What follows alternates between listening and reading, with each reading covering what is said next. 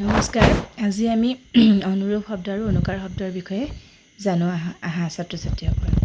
অনুৰূপ শব্দ আচল শব্দৰ অৰ্থৰ জোৰ বুজাবলৈ আচল শব্দৰ আগত বা পিছত একে নিচিনা অথচ অৰ্থশূন্য যিবোৰ শব্দ ব্যৱহাৰ কৰা হয় সেই শব্দবোৰক অনুৰূপ শব্দ বোলে। যেনে মাছ তাছ চাহ তাহ দা ডাঙৰীয়া ইত্যাদি। এতিয়া কৈছে যে আচল শব্দৰ অৰ্থ জোৰ বুজাবলৈ। এতিয়া মাছ আচল শব্দ হৈছে মাছ। এই মাছ শব্দটোৰ জোৰ বুজাবলৈ আচল শব্দৰ আগত বা পিছত। এতিয়া মাছৰ পিছত কি হৈছে একে নিচিনা। তাছটো শুনিবলৈ মাছৰ নিচিনা একে হৈছে অথচ অৰ্থশূন্য, কিন্তু তাছটোৰ কোনো অৰ্থ নাই। সেইবোৰকে কি বুলি কোৱা হৈছে অনুৰূপ শব্দ বুলি কোৱা হৈছে। যেনে মাছ তাছ চাহ তাহ দা ডাঙৰীয়া ইত্যাদি। এতিয়া অনুৰূপ শব্দক আমি 3 প্ৰকাৰত ভাগ কৰিব পাৰোঁ বা ভাগ কৰা হৈছে। ক নম্বৰ হৈছে অনুকাৰ অনুৰূপ। এতিয়া মূল শব্দৰ পিছত প্ৰায় একে নিচিনা অথচ অৰ্থশূন্য যিবোৰ শব্দ যোগ কৰা হয় সেইবোৰক অনুকাৰ অনুৰূপ শব্দ বোলে। এতিয়া যেনে মাছ তাছ বুলি কৈছে, ইয়াত এতিয়া মূল শব্দ হৈছে মাছটো। মূল শব্দৰ পিছত প্ৰায় একে নিচিনা একে নিচিনা বুলি কৈছে, তাছটো একে নিচিনা শুনিবলৈ, কিন্তু অৰ্থশূন্য, ইয়াৰ কোনো অৰ্থ নাই। সেনেকুৱা ধৰণৰ যিবোৰ শব্দ ব্যৱহাৰ কৰা হয় এইবোৰকে কি কৈছে অনুকাৰ অনুৰূপ শব্দ বোলে। যেনে মাছ তাছ ভাত চাত টকা চকা কিতাপ চিতাপ পুথি চুথি ইত্যাদি।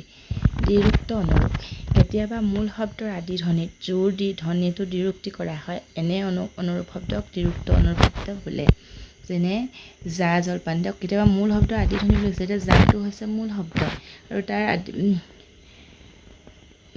মূল শব্দৰ আদি ধ্বনিত কি কৈছে জটো হৈছে আদি ধ্বনি, জোৰ দি কি কৈছে ধ্বনিটো দ্বিৰুক্ত কৰা হয়। জা জলপান পা পইচা বা বাতৰি দা ডাঙৰ ইত্যাদি এনেকুৱা শব্দবোৰক কি বুলি কোৱা হৈছে দ্বিৰুক্ত অনুৰূপ শব্দ বুলি কোৱা হৈছে।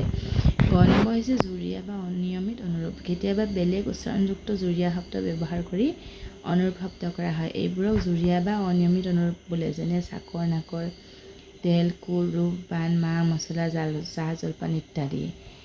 এতিয়া হৈছে অনুকাৰ শব্দৰ বা ধ্বন্যাত্মক শব্দ। কোনো ধ্বনি বা জীৱ জন্তুৰ মাত অনুকৰণ কৰি যি শব্দ তৈয়াৰ কৰা হয় তাক অনুকাৰ শব্দ বোলে।